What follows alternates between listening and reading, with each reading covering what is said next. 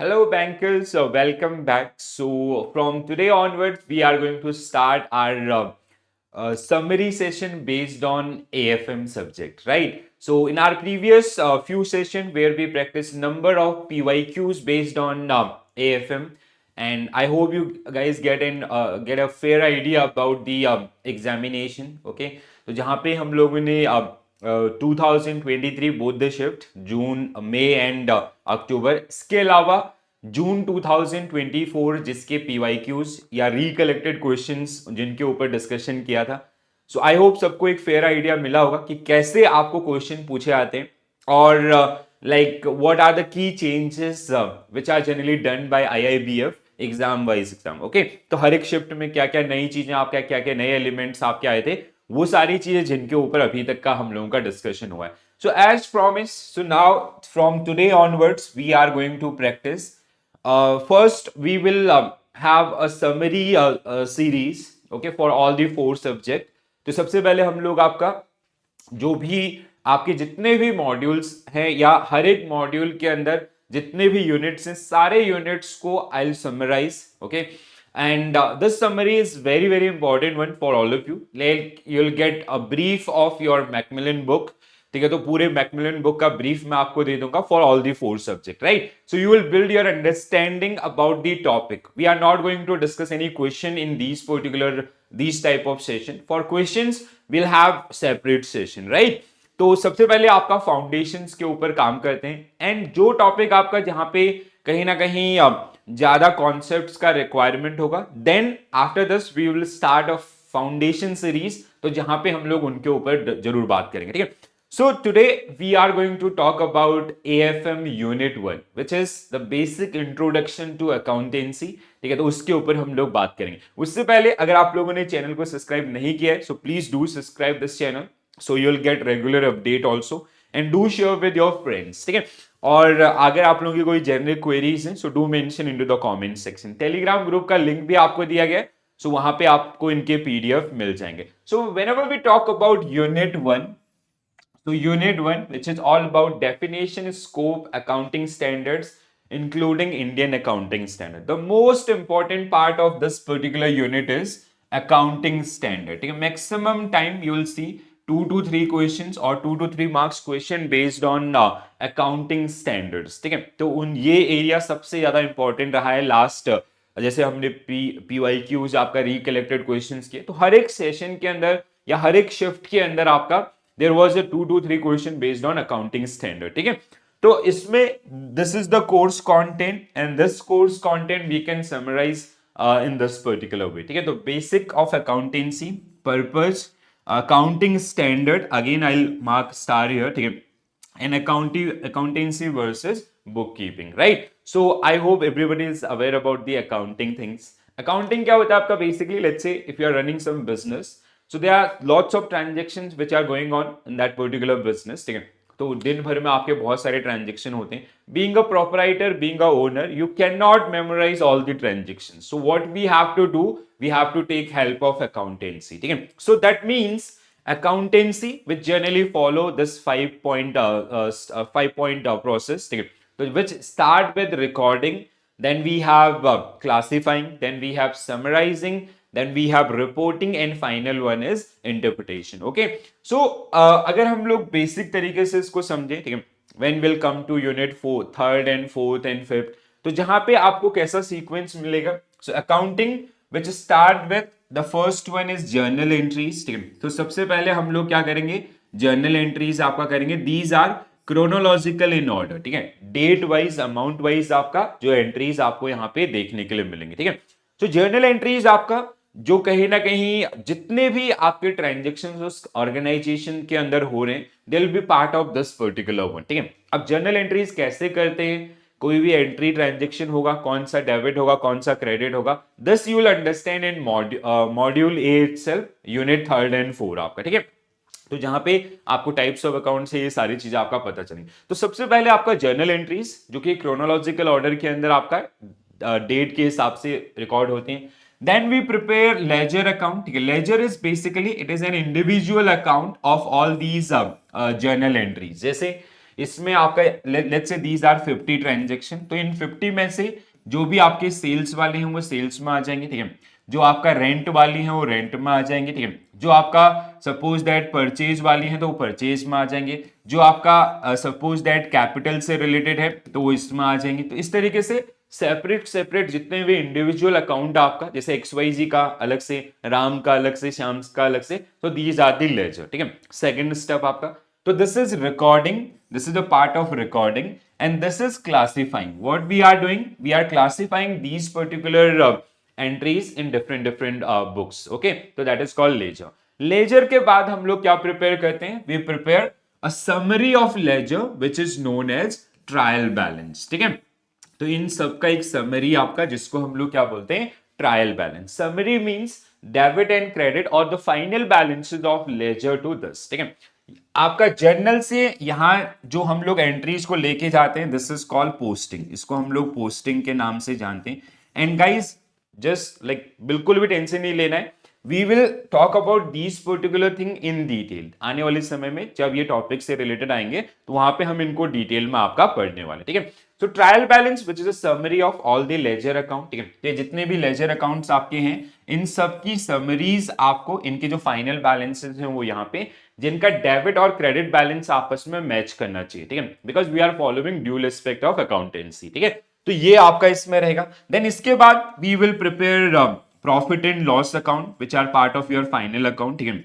और we will prepare balance sheet statement, ठीक है. हम लोग आपका बैलेंस शीट प्रिपेयर करेंगे which is position statement. It is also known as income statement, it is also known as position statement. Then we will prepare cash flow statement. तो ये पूरा sequence आपका, ठीक है. तो recording, classifying, summarizing, and this is reporting. This is called reporting. Now final one is interpretation. Interpretation is where basically stakeholders, they are using this particular data for decision making, ठीक है. तो जैसे आपको अगर किसी कंपनी में invest करना है, अब आपके पास हजारों कंपनीज हैं, ठीक है.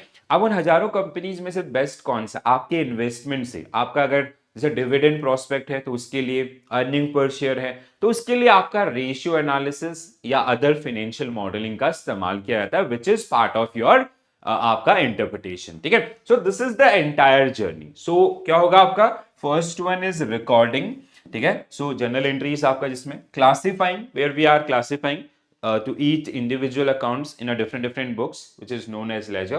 Summarizing, kind of trial balance, ठीक है. Then reporting through आपका profit and loss account and balance sheet, and final one is interpretation. तो इस तरीके से ये पूरा सीक्वेंस आपका काम करेगा, ठीक है. इतना समझ में आया सबको? कोई डाउट है तो कमेंट्स में लिखिएगा, ठीक है. सो अब अगर हम लोग थोड़ा डेफिनेशन वाइज जाते हैं, so accounting is an art of recording, classifying and summarising in a significant manner and in term of money transaction and event which are part of least financial character and interpreting the result thereof, ठीक है. तो ये आपका जो definition दिया गया, ठीक है. Basically we can say accounting is a language of business, ठीक है. वो बिजनेस में मतलब anything which can be measure into money that will be part of your accounts, ठीक है. और जो चीज आपका मनी में मेजर नहीं किया जा सकता है उसको हम लोग अकाउंट्स में नहीं करेंगे. जब आप यूनिट 2 की समरी पढ़ेंगे तो वहां पे हमारे पास there are some concepts in convention. There is a convention concept called money measurement concept. तो जहां पे सिर्फ और सिर्फ आपका कोई भी चीज जिसको मनी में मेजर किया सकता है दैट विल बी, और anything which have material fact that will be part of your accounts, ठीक है. तो उसको हम रिकॉर्ड करेंगे, उसको हम क्लासिफाई करेंगे, समराइज करेंगे, then that will make impact on your profit and loss and your position statement, balance sheet, and interpretation के लिए उसको इस्तेमाल किया जाएगा, ठीक है. So systematic classification of business transaction in term of money and financial character. Summarizing is a trial, balance and balance sheet, and interpretation is financial transactions, ठीक है. बहुत आसान है, समझ में आया होगा. Nature of accountancy. So accounting is the art of recording, classifying, summarizing business transaction. Accounting record transaction in term of money only. Accounting record only transactions of financial character. Accounting also interpret the financial data. तो जो balance sheet या profit and loss account के final outcomes हैं उनका interpretation for their decision making purpose, right. बहुत आसान, सबको समझ में आया होगा. अब एक टर्म आप लोगों ने बहुत बार सुना होगा, अकाउंटेंसी वर्सेस बुक कीपिंग, ठीक है। तो क्या डिफरेंस होता है इन दोनों में, ठीक है। तो basically this book keeping is part of your accountancy, ठीक है।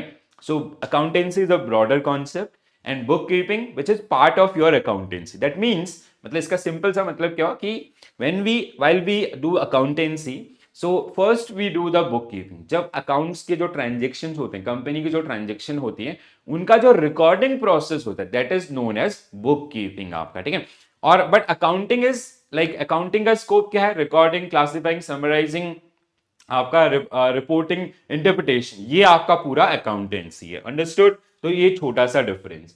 So book keeping is merely recording the transactions in books and ledger.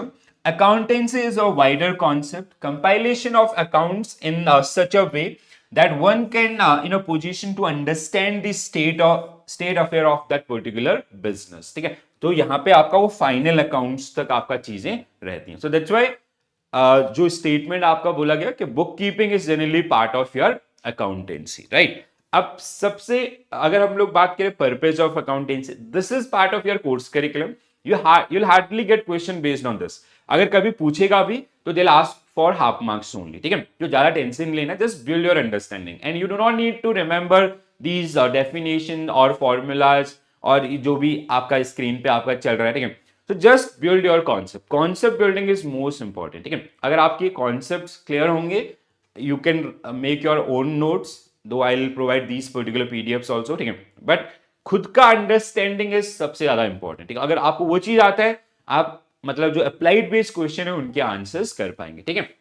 So purpose के अंदर अब ये आई होप अगर आपको अभी तक का कहानी समझ में आया होगा तो आप इनको रिलेट कर पाएंगे, ठीक है। सो की सिस्टमैटिक रिकॉर्ड, ठीक है, to keep systematic record, ascertain the result of operation, ठीक है। एक तो हम लोग क्या करें, जर्नल एंट्रीज में सिस्टमैटिक रिकॉर्ड कर रहे हैं, ठीक है, लेजर आपका बना रहे हैं, कौन किसके साथ कितना ट्रांजेक्शन। दूसरा, उन जो हमने बाय सेल किए हैं उनका रिजल्ट क्या रहा है, ठीक है, जिसको आप क्या बोलते हैं, आपका प्रॉफिट एंड लॉस। हमने साल भर में जो एक्टिविटीज करी है उनसे आपका नेट आउटकम क्या रहा है, प्रॉफिट रहा है या लॉस रहा है, ठीक है।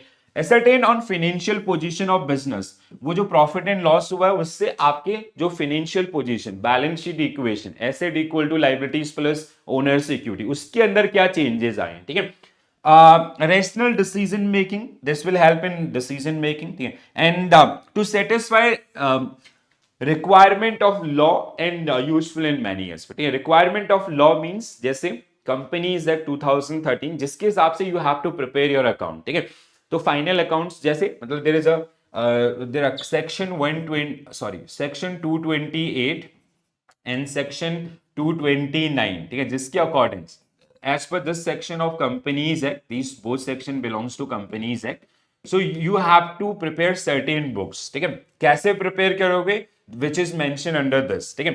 दूसरा, in case of a banking company, अगर कोई banking company है, ठीक है, so they have to prepare as per Banking Regulation Act 1949, they have to prepare their final accounts as per this one. Section is section 29. So this is the proof for this one, ठीक है। तो ये चीजें आपका जिनको आप आने वाले समय में डेफिनेटली पढ़ने वाले, ठीक है। तो ये एक बेसिक इंट्रोडक्शन। देखो, कभी भी अगर आपको अकाउंटेंसी को समझना है, feel like you are running a business and there are lots of transaction in a day, so you cannot memorize those particular transactions, so you are keeping some books which are your accounts, ठीक है। तो उस तरीके से अगर आप सोच के चलोगे ना तो this is definitely going to help you, आप कॉन्सेप्ट बना पाएंगे। Now the most important part of this particular unit, ठीक है, इस यूनिट का सबसे इंपॉर्टेंट पार्ट, जैसे पीवाईक्यूज में मैंने आपको इसीलिए पीवाईक्यू सबसे पहले कराए कि आपको एक फेयर आइडिया लग सके, so that is accounting standard. यहाँ पे you'll get some homework also, ठीक है। So we have 32 accounting standards, out of which 29 are mandatory और compulsory, 3 are optional, ठीक है। तो जैसे आपके बुक में भी 29 ही दिए गए हैं, ठीक है। So first we will go through this particular one. अब एक जल्दी से देखो, अकाउंटिंग स्टैंडर्ड्स की अगर हम लोग बात करें ना, what are accounting standard, basically देखो क्या होता है। Suppose that there are 3 entities, company X, company Y and company Z, ठीक है। They are preparing their books, ठीक है। इन ये तीनों ही क्या कर रहे हैं, अपने फाइनल अकाउंट्स आपका प्रिपेयर कर रहे हैं या अकाउंटेंसी कर रहे हैं, ठीक है। अब सोचो कि अगर ये तीनों आपके जो कंपनीज हैं वो अपने अलग अलग मेथड से आपका बुक प्रिपेयर करें, ठीक है। जैसे आपका company X is using method A, ये आपका यूज कर रहा है बी, और आपका यूज कर रहा है सी, ठीक है। So three companies, all three companies are using different different methods to account their books, ठीक है, या जो भी उनके ट्रांजेक्शन या बिजनेस आपका हो रहा है। So what will be the problem? Problem क्या होगी? So let's say being an investor, if we have to invest in this particular company, we'll get confused कि अब हमें मतलब यहाँ पे कुछ कॉमन गाइडलाइंस नहीं थे, सबके लिए आपका क्या था, अलग अलग आपके मेथड्स आपके थे, तो हर कोई अपने अपने मेथड के हिसाब से, अपनी सहूलियत के हिसाब से आपका अपने बुक्स को प्रिपेयर कर रहा है। तो हमारे लिए कंफ्यूजन हो जाएगा, स्टेक होल्डर्स के लिए कंफ्यूजन हो जाएगा, ठीक है, कि इनमें से बेस्ट कौन सा है आप आइडेंटिफाई नहीं कर पाएंगे। तो इस प्रॉब्लम को सॉल्व करने के लिए हमने क्या किया, ये जो अलग अलग मेथड थे इनको हार्मोनाइज किया, ठीक है। We created one single method, ठीक है, मतलब कि अब मैंडेट किया गया कि these are the accounting standard which you have to follow while you prepare your books. Companies act में आपका चीज रेफरेंस दे दी, ठीक है। उन्होंने बोला कि जब आप अपने फाइनल अकाउंट्स को प्रिपेयर करोगे you have to follow these particular guidelines. अब वो कंपनी एक्स हो, कंपनी वाई हो, कंपनी जी हो, all these three companies are using same method to account their books. So अब आपके पास चीजें क्या होंगी, आसान होंगी, ठीक है। सो तीनों ने सेम उसके हिसाब से बुक आपका मेथड किया है। Now you can reach to your conclusion कि कंपनी एक्स इज बेस्ट या वाई इज बेस्ट या जी इज बेस्ट, आपका अंडरस्टूड। तो इनको हम लोग आपका अकाउंटिंग स्टैंडर्ड, ठीक है। So every functioning body that operate need a defined guidelines so as to maintain the procedure and the standard of the operations of its own business.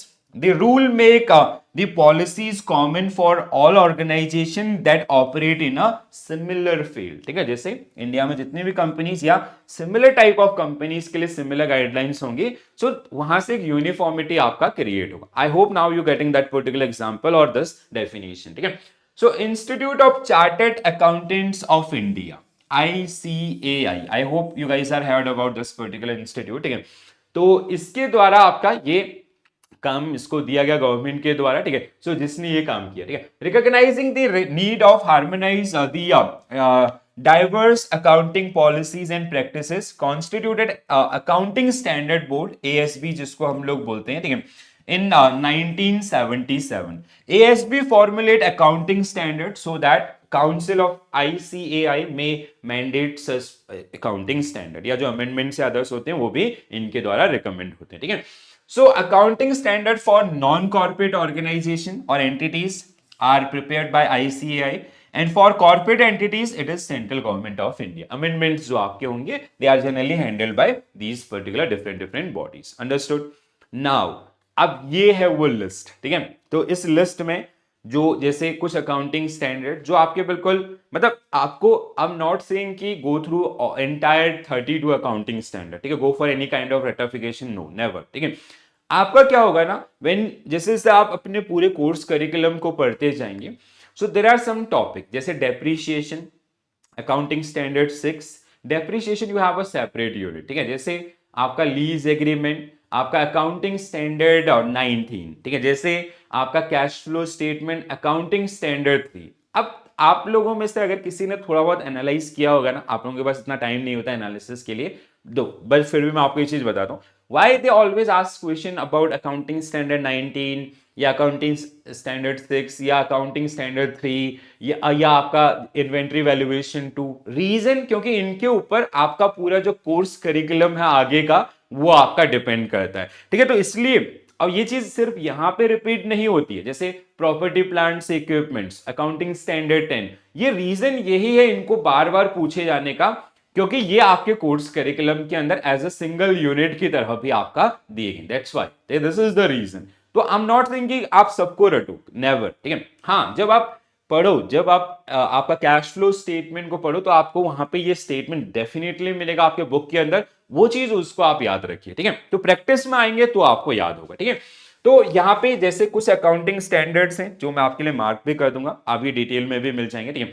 सो जैसे accounting standard 1 2 3 5 10, आपका इसके अलावा 15, 19, 20, 25, ये मतलब सबसे ज्यादा बार आपका एग्जामिनेशंस के अंदर पूछे जाते हैं, ठीक है। सो जैसे अकाउंटिंग स्टैंडर्ड 1 आपका डिस्क्लोजर ऑफ अकाउंटिंग पॉलिसीज, जितने भी अकाउंटिंग पॉलिसीज आप लोग मतलब जो भी जैसे किस मेथड से हमने प्रिपेयर किए हैं, और मतलब वो इस वे में प्रिपेयर हों कि जिससे जो भी स्टेक होल्डर्स हों उनको क्लियरिटी आपका मिले, ठीक है। सो मतलब वो इस मतलब after going through your accounts वो डाउटफुल ना हो किसी भी प्रकार का। तो हर चीज जैसे लेट्स से आपने इन्वेंट्रीज आपका शो कर रखी है 5 करोड़ की, so we we are showing 5 crore rupees inventories by using this method. हमने इस मेथड से आपका ये किया है, डेप्रीशिएशन चार्ज किया तो ये मेथड हमने अप्लाई किया, that should be part of your note to accounts, ठीक है।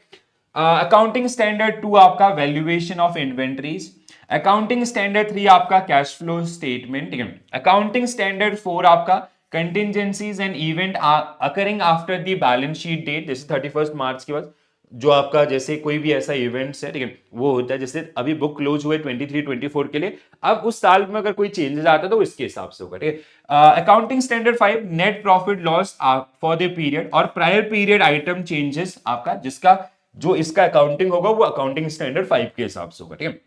7 कंस्ट्रक्शन कॉन्ट्रैक्ट, ठीक है। 9 आपका रिजर्व रेवेन्यू रिकॉग्निशन, ठीक है।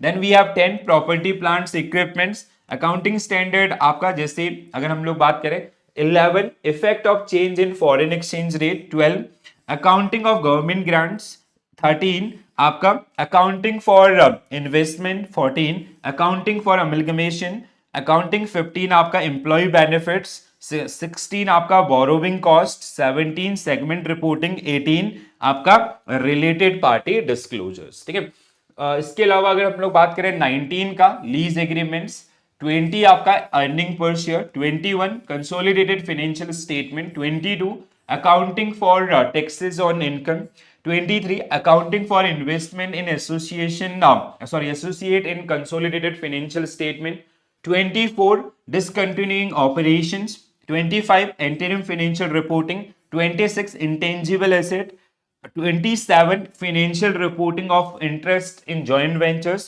28 impairment of assets, 29 provisions contingent liabilities and contingent asset, ठीक है।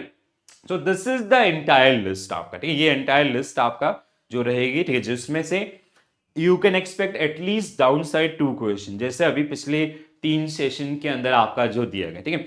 सो नाउ जैसे कुछ अकाउंटिंग स्टैंडर्ड जो बार बार रिपीट होते हैं, जैसे अकाउंटिंग स्टैंडर्ड 1 आपका, ठीक है, तो जिसमें अगर हम लोग इसके ऊपर बात करें, all significant policies adopted in preparation of financial statement should be disclosed, any change in accounting policies which have material effect in current period or in later period should be disclosed, ऐसे type के disclosure आपका, ठीक है। जैसे 2 is valuation of inventory, ठीक है। so average cost और FIFO आपका first in first out method are permitted in case where goods are interchangeable, ठीक है। ये पॉइंटर्स जो आपको एग्जामिनेशंस में आपका पूछे जाएंगे, ठीक है।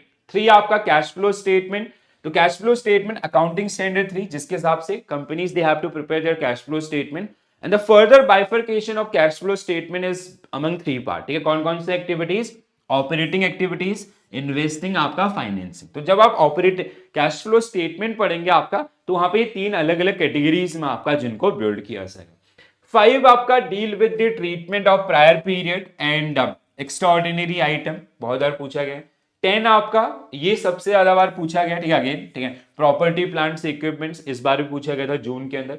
15 आपका एम्प्लॉय बेनिफिट, ठीक है, सो जैसे रिटायरमेंट बेनिफिट टू एम्प्लॉइज या अदर्स, जैसे आपका अलग अलग पीएफ, पेंशन, ग्रेजुटी, जैसे अगर आप कोई कंपनी शो करे कि हमने इतने एम्प्लॉय बेनिफिट दिए हैं तो उनका ओवरऑल आपका जो डिस्क्लोजर्स आपके वो as per this. 20 earning per share आपका, ठीक है, तो इस तरीके से इसका।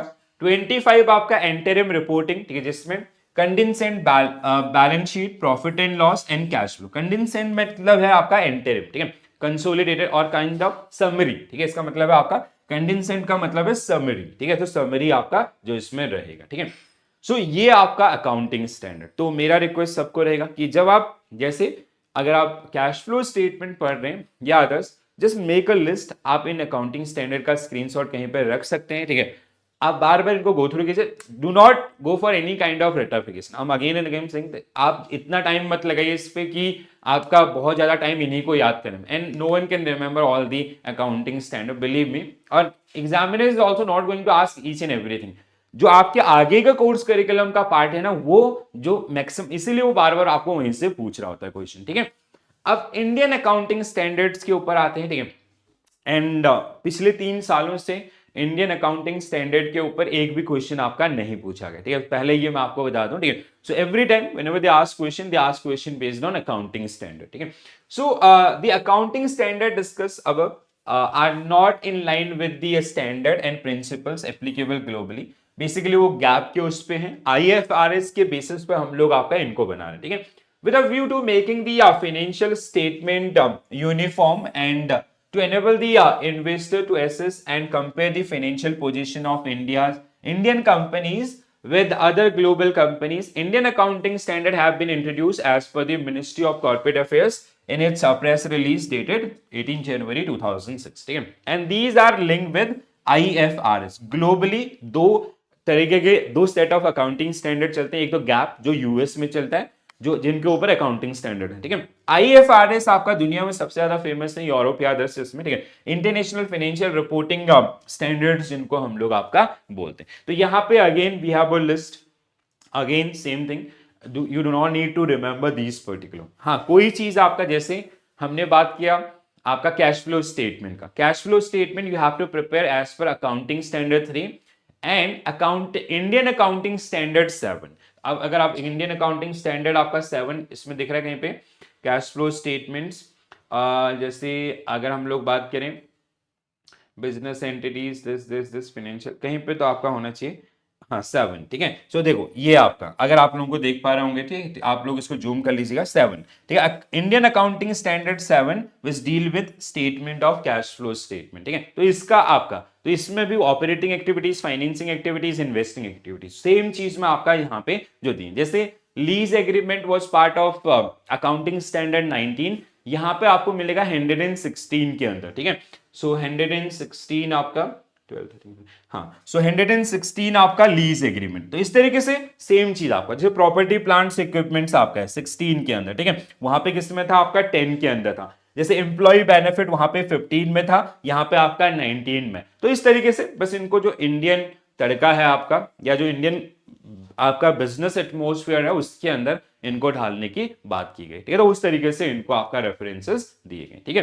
तो दिस इज इट। तो गाइस यूनिट 1 आपका AFM summary, this is it. आपको सबसे इंपॉर्टेंट पार्ट है आपका इस यूनिट का अकाउंटिंग स्टैंडर्ड्स, और क्या लिस्ट है, कैसे आपको ध्यान रखना है, वो सारी चीजें, पास्ट में क्वेश्चन कैसे थे, अगर आप करेंगे तो आने वाले समय में आपको क्वेश्चन भी कराऊंगा, but I give you reference. जैसे कई बार उसने आपका, जैसे अकाउंटिंग स्टैंडर्ड 1 है तो उसके बारे में फीचर्स कौन सा सही है कौन सा गलत है, इस बार उसने क्या किया, आपको एक पेयर बनाने के लिए दे दिया, जैसे कुछ इस तरीके से आपका, ठीक है। जैसे एक साइड आपका अकाउंटिंग स्टैंडर्ड है और दूसरे साइड आपका किससे रिलेट करते हैं, ठीक है। सो ये लास्ट ईयर भी हुआ था फॉर 2 मार्क्स, 2 मार्क्स का क्वेश्चन है अभी, ठीक है। तो अकाउंटिंग स्टैंडर्ड 1 आपका 3, 10, 20, सपोज दैट 10, तो आपको ये करेक्टली मैच करके उसको आपका बताना था, ठीक है। और बहुत ही बेसिक क्वेश्चन था जून वाला, तो ठीक है, अगर आप लोगों ने पढ़ा होगा पहले भी मेरे से, तो मैंने कई बार ऐसे क्वेश्चन आपको कराया हुआ था। तो इस तरीके से आपको ये जो सोल्यूशन जो यहाँ पे देखने के लिए मिलेंगे, ठीक है। तो आई होप सबने सेशन को एंजॉय किया होगा, और जिन लोगों ने अभी तक चैनल को सब्सक्राइब नहीं किया होगा तो अभी जल्दी से कर लें। अब आपको ये तो समझ में आ गया होगा कि सिस्टमेटिक वे से हम लोग चल रहे हैं, और आपके अक्टूबर एग्जामिनेशन से पहले आपको सब कुछ हम लोग कंप्लीट करा करके देंगे, ठीक है। The only thing is, the only support from your side, please do share this particular session or channel link with your friends, those who are preparing for JIB examination October November or even CIB November December as well, right? चलो, तो ये journey हमारी बनी रहेगी लंबे समय तक, ठीक है। तो आज के लिए इतना ही करते हैं। कैसा लगा सेशन जरूर आपका कमेंट्स में बताएं, और अगर आपको ये चीज समझ में आ रही है, तो अगर आप चाहते हैं कि ये चीज कंटिन्यू हो, so do mention into the comment section, ठीक है। देन ओनली अदर लाइक, जैसे आपको अगर नई चीजें समझ में आ रही हो, गड़बड़ होता है, उसका कोई पॉइंट नहीं है, ठीक है। तो just mention kind of demo, ठीक है, फ्री डेमो, ठीक है। तो आप लोग कमेंट्स में लिख के जरूर बताइएगा। सो आई, अगर आपको लगता है सही है, so we will conduct more and more session, AFM पूरा, देन आपका इंडियन इकोनॉमी, देन आपका पीपीपी, आरबीडब्ल्यूएम, और कौन से उस पर आपको पहले चाहिए ये भी आप लिख सकते हैं, ठीक है। जैसे मोस्ट ऑफ आपका I N I F S पे मांगते हैं तो वो भी आप मेंशन कर सकते हैं। आई कंडक्ट उसको हम लोग आपको उसी तरीके से प्रायोरिटी आपका दे देंगे, ठीक है। So this is it from my side, thank you for watching this session, bye bye, take care all, have a nice day, thank you.